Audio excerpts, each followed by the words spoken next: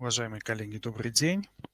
Я рад приветствовать вас на установочном вебинаре, который посвящен проведению республиканского конкурса «Лучшая сельская школа Республики Коми». Подскажите, пожалуйста, хорошо ли слышно в чате? Пока вы это делаете, вы можете задавать вопросы как в чате, так и в специальной рубрике, которая находится у нас в правом верхнем углу. И по окончании нашей с вами встречи я постараюсь ответить на все интересующие вас вопросы. Итак, мы должны сегодня с вами рассмотреть основную специфику организации данного конкурса в 2020 году, основные его этапы, а также те документы, которые необходимо будет представить конкурсной комиссии. Но давайте обо всем по порядку. Нормативным основанием для проведения конкурса выступает приказ Министерства образования, науки и молодежной политики Республики Коми от 14 апреля 2020 года номер 302, который так и звучит: об организации проведения республиканского конкурса «Лучшая сельская школа Республики Коми». Для чего проводится данный конкурс? Общая цель проведения данного конкурсного мероприятия – это поддержка общеобразовательных организаций, которые функционируют в сельской местности Республики Коми, и также формирование образовательной среды, обеспечивающей высокое качество образования. Далее ниже обозначено то, что примерно или в целом будет оцениваться экспертами в рамках анализа представленной конкурсной документации. В частности, в ходе конкурса оценивается создание условий для обеспечения комфортной и безопасной образовательной среды, качественная подготовка обучающихся, воспитание и социализация обучающихся, также направление деятельности, связанные с поддержкой одаренных детей, с развитием педагогических кадров, с функционированием современной информационно-образовательной среды и так далее. К данным критериям мы с вами обязательно перейдем и будем рассматривать, что должно быть отражено в представляемых непосредственно документах. Простите. Кто может стать участником данного конкурса? В конкурсе могут принять участие муниципальные общеобразовательные организации, соответствующие следующим требованиям. Это общеобразовательная организация, которая расположена в следующих населенных пунктах. Обратите, пожалуйста, внимание: деревня, село, поселок, поселок сельского типа на территории муниципальных районов и городских округов Республики Коми. И общеобразовательная организация реализует имеющие государственную аккредитацию образовательные программы общего образования. Обращаю ваше внимание, что в рамках параллельно проводимого конкурса топ лучших сельских школ у нас такая категория населенных пунктов, как поселок городского типа, не могут принимать непосредственно участие. Но в рамках этого конкурса у нас такая возможность для общеобразовательных организаций, расположенных именно в подобных населенных пунктах Республики Коми, появляется. Итак, то есть фактически поселки и городского типа, и поселки сельского типа могут принимать участие в данном непосредственно конкурсе. Отмечается в положении данного конкурса, что в конкурсе не принимают участие победители конкурса 2018 и 2019 годов.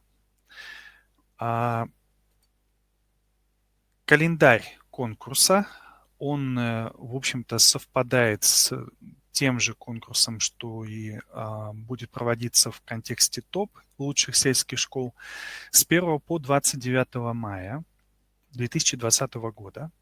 Будет осуществляться прием, регистрация и техническая экспертиза конкурсных документов.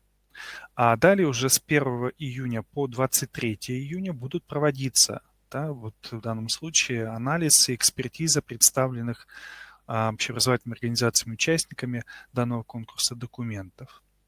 Подведение итогов конкурсов и формирование списка победителей состоится в конце июня, то есть примерно в период с 24 по 30 июня. Ну, а, соответственно, подведение итогов и торжественное награждение победителей состоится уже во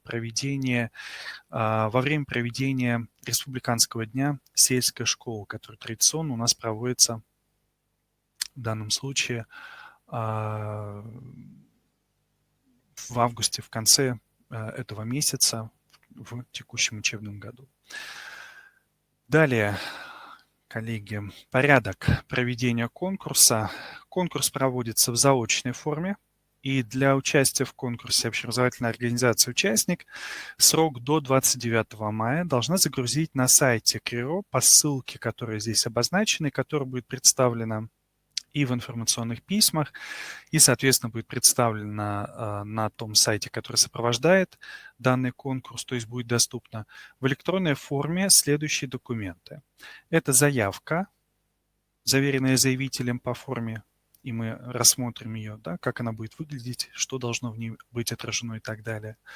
Это аналитическая справка, которая заверяется учредителем, и в которой отражается комплекс результатов по каждому из критериев, на основании которых проводится республиканский конкурс. Документы и материалы, которые подтверждают содержание аналитической справки, они являются дополнительными, и здесь указано, что по усмотрению участника конкурса данные документы, подтверждающие содержание аналитической справки, могут быть представлены в форме перечня, содержащего по каждому представляемому документу ссылку на соответствующий файл, который может быть размещен на официальном сайте общеобразовательной организации, информационно-телекоммуникационной сети, интернет и так далее. Ну и это может быть ссылка на хранилище, где, в общем-то, данные документы будут представлены. И в аналитической справке непосредственно электронный адрес данного хранилища, в общем-то, тоже будет обозначен.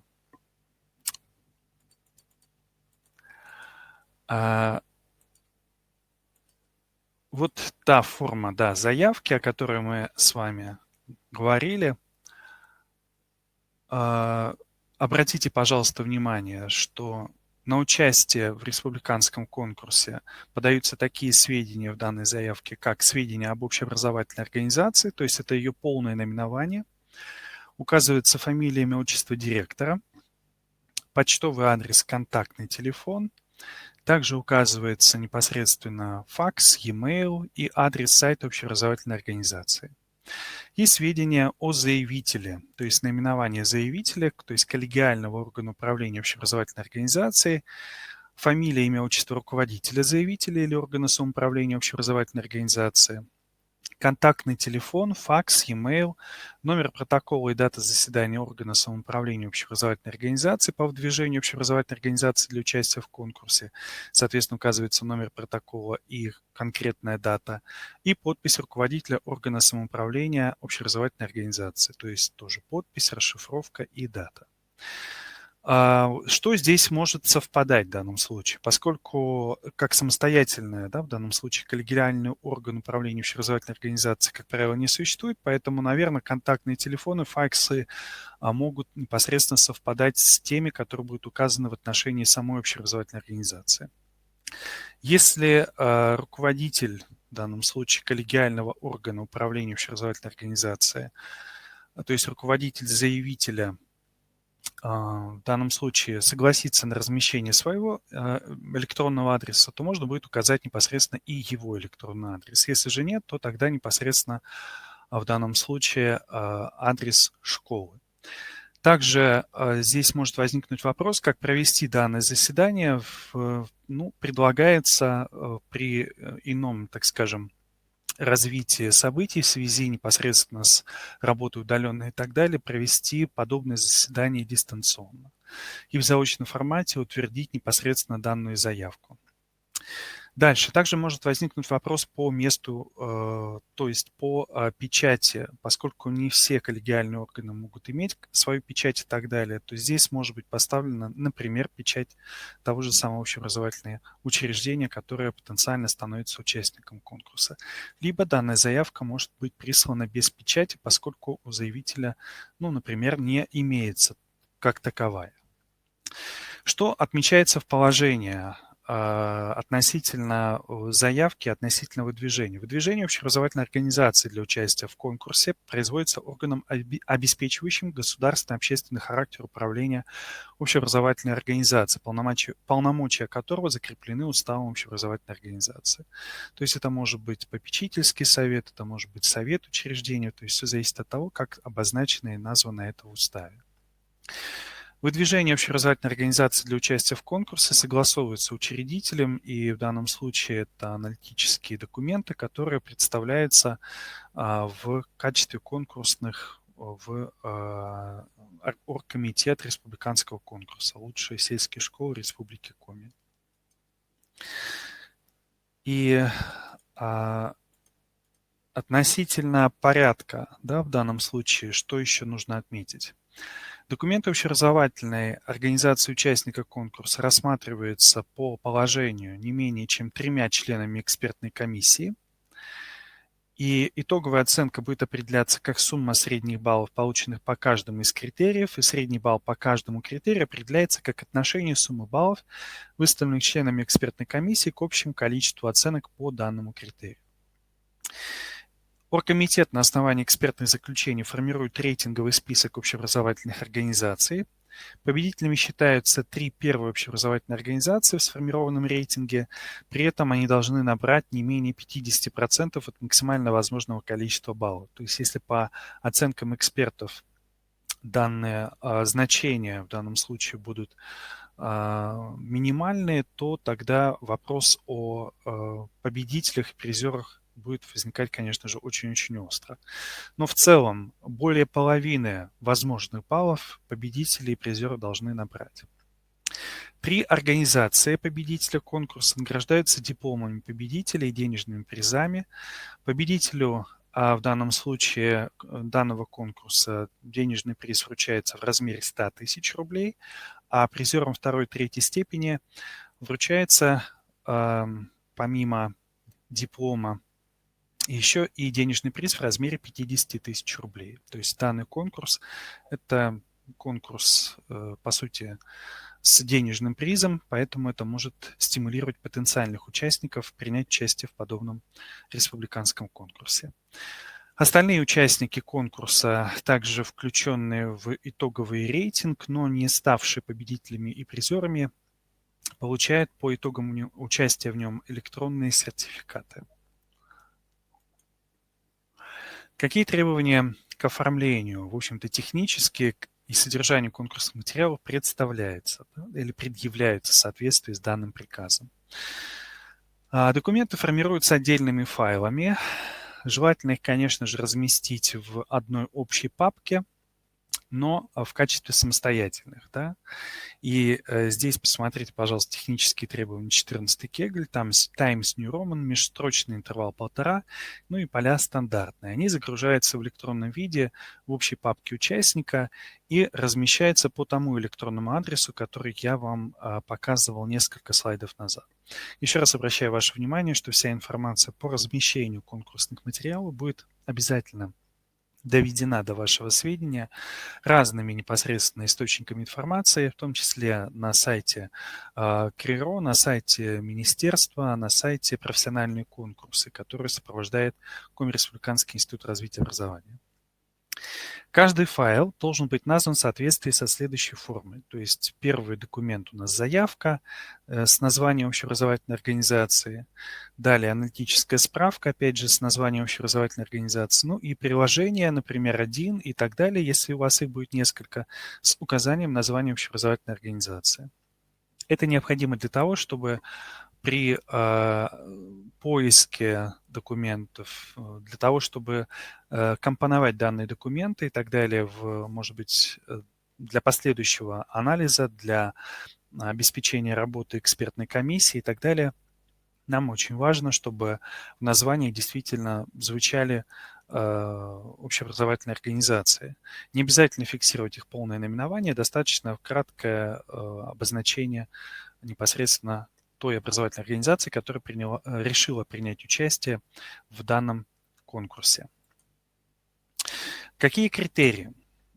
Данные критерии, вы видите, они представлены в виде отдельных блоков, но это не означает, что вы обязаны представлять информацию именно по блокам. Да? То есть в каждом блоке их достаточно разное количество, от 3 до 4, где-то есть непосредственно и 6 критериев и так далее. Итак, критерии отбора по направлениям в динамике последних 3 лет. Обращаю ваше внимание, что именно за последние 3 года начиная примерно с 17-18 учебного и так далее года, мы можем представить данные показатели.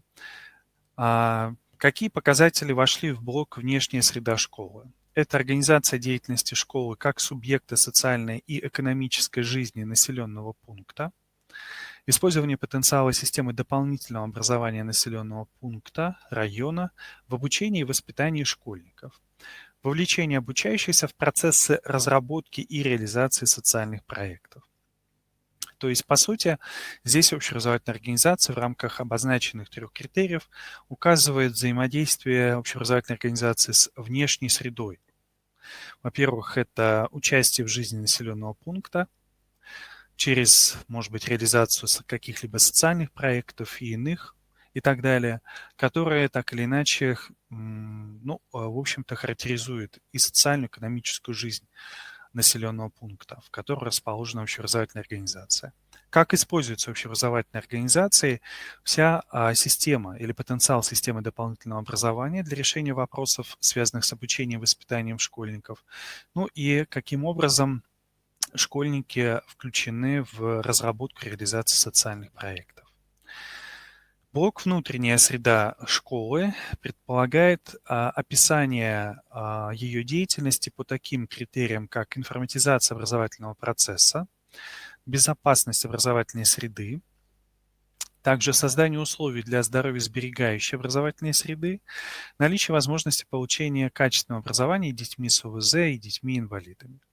Если же подобной в данном случае категории нет, то есть реального опыта, то фактически каким образом общеобразовательная организация может обеспечить получение качественного образования детьми с ОВЗ и детьми-инвалидами. То есть, по крайней мере, если это будет не реальный опыт, то хотя бы потенциальный.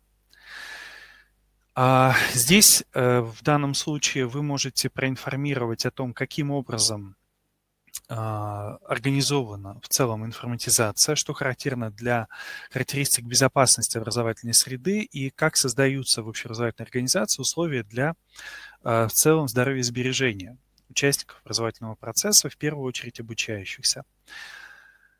Третий блок, который включает в себя 3 критерия, это информатизация процесса управления школой, то есть каким образом организовано в данном случае процесс управления с помощью информационно-образовательных средств, в целом информационной среды и так далее, как она используется именно в управлении.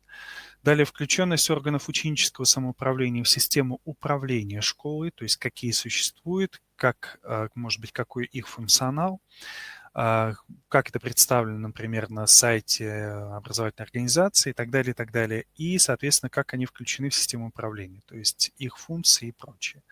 И удовлетворенность обучающихся и их родителей, законных представителей, качеством образовательных услуг. То есть какие формы используются для оценки удовлетворенности в каждой категории, то есть обучающихся и их родителей, качеством образовательных услуг. Какова динамика данного показателя за последние 3 года?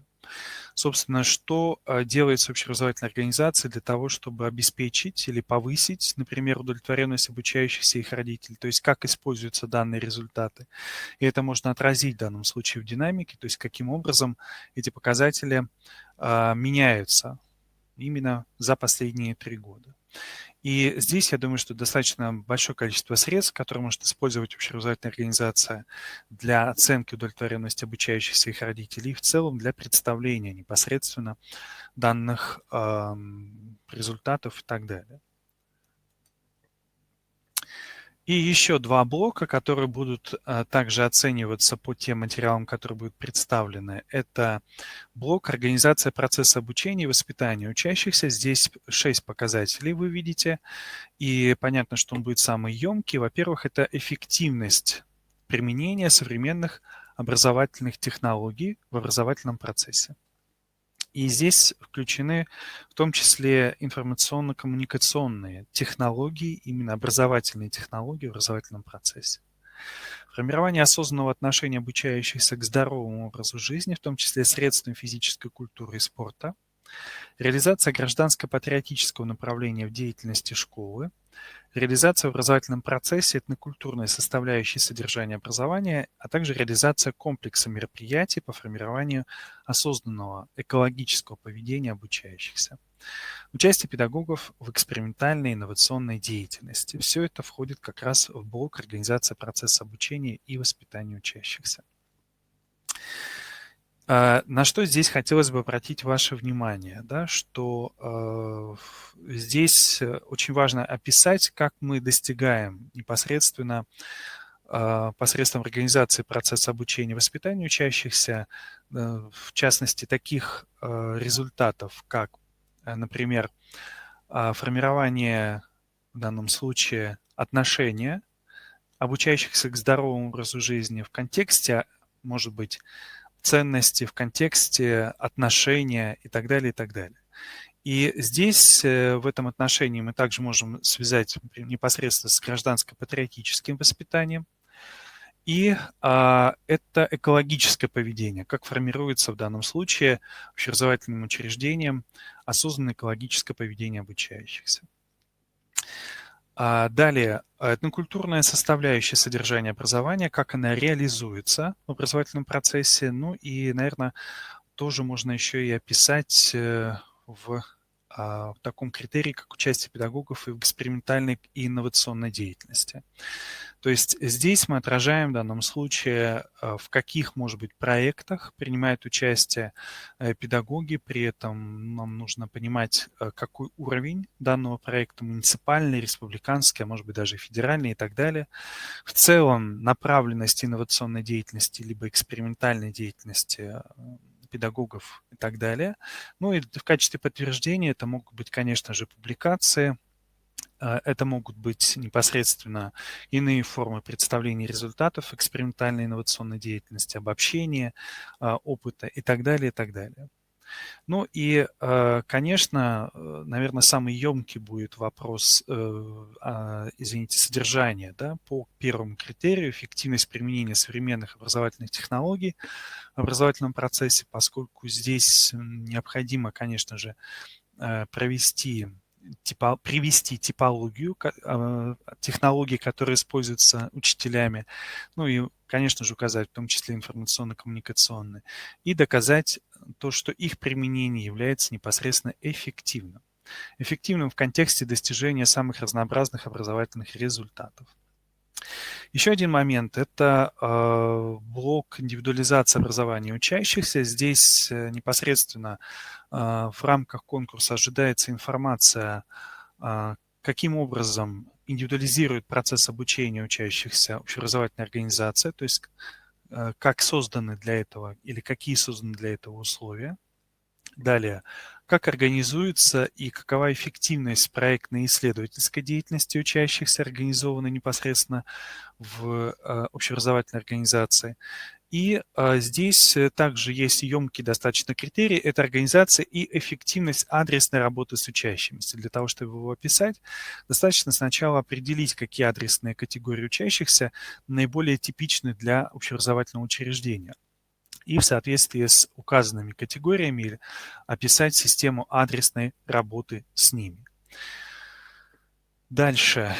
Вся информация, в том числе и по документам, и о самом конкурсе и так далее, представлена у нас на сайте «Профессиональные конкурсы», который сопровождает непосредственно Комреспубликанский институт развития образования. Вот прямая ссылка в данном случае на раздел, посвященный данному конкурсу. И вы видите, что здесь, в принципе, мы будем далее дополнять этот раздел информации об участниках по ходу, так скажем, проведения конкурса и так далее. Ну и, конечно же, размещать иные материалы, в том числе, наверное, и определенные рекомендации для того, чтобы составить аналитические справки по тем критериям, которые были представлены. Еще раз хочу обратить ваше внимание на те критерии, вот в частности, это выдержка из приказа Вы видели, что критерии оцениваются по баллам от 1 до 5, и поэтому всего по 19 критериям, о которых мы говорили, дифференцированных по 5 блокам, можно набрать от 19 до 95 баллов. Отметка 1 балл выставляется, если, по мнению эксперта в данном случае, представлена информация в отношении критерия, да, может быть оценена как очень низкая, 2 балла низкая, 3 балла, соответственно, средняя, 4 балла высокая, ну а 5 баллов очень высокая. Да, это достаточно такое условное, непосредственно обозначение в баллах. И на основании вычисления среднего значения по всем экспертам, так скажем, для каждого критерия и суммирования этих средних мы получаем в данном случае итоговую оценку непосредственно по всей документации, которая была представлена. Обращаю ваше внимание, что данные документы должны быть представлены в динамике последних 3 лет. При возникновении вопросов относительно сопровождения я хочу обратить, что кураторами у нас выступают непосредственно проректор по научно-методической работе Габова Марина Анатольевна и Центр научно-методического сопровождения программ и проектов. В данном случае здесь специалисты тоже непосредственно указаны. Мы в данном случае готовы при возникновении вопросов отвечать на телефонные звонки, и мы можем также непосредственно общаться с вами посредством электронной связи, через письма и так далее. Ну и буквально несколько вопросов. Презентация в данном случае будет размещена в новостной информации на сайте КРИРО, как, собственно, приказ, так и, собственно, форма заявки. Поэтому следите, пожалуйста, за информацией, размещаемой на сайте. В том числе данные документы появятся в том разделе, который я уже вам называл. Это раздел «Профессиональные конкурсы». В разделе «Документы» там уже есть приказ, там уже есть форма заявки, размещенная в Word. Та же презентация появится и как методическая в данном случае в документах и так далее. За какой период делается аналитическая справка? За 3 года или 1 учебный год? Вы видели, что в данном случае экспертиза, критерии отбора по направлениям в динамике последних 3 лет. То есть, если вопрос касается в данном случае учебных годов или просто календарных, то тогда мы говорим именно об учебных годах, потому что общеобразовательная организация, как правило, функционирует именно за последние 3 года. 17-18, 18-19, 19-20 годы. В перечне нет в данном случае поселков городского типа, но указание такого вида населенного пункта, как поселок, находящегося в рамках городского округа потенциально, возможно, полагает, что именно поселки городского типа также могут принять участие.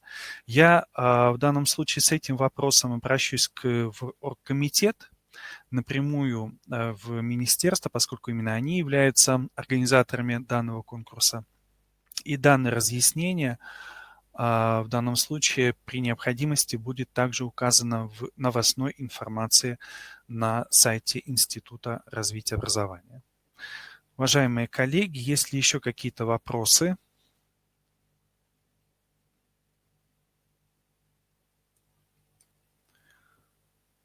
Пожалуйста, задавайте.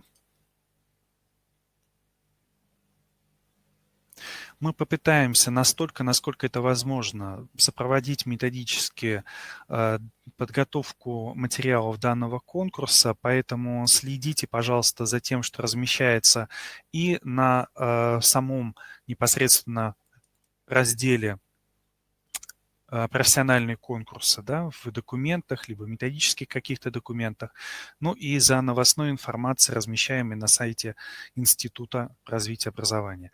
Я благодарю вас за то, что вы нашли время непосредственно ознакомиться с содержанием данного республиканского конкурса и желаю вам успехов. Всего доброго. До свидания.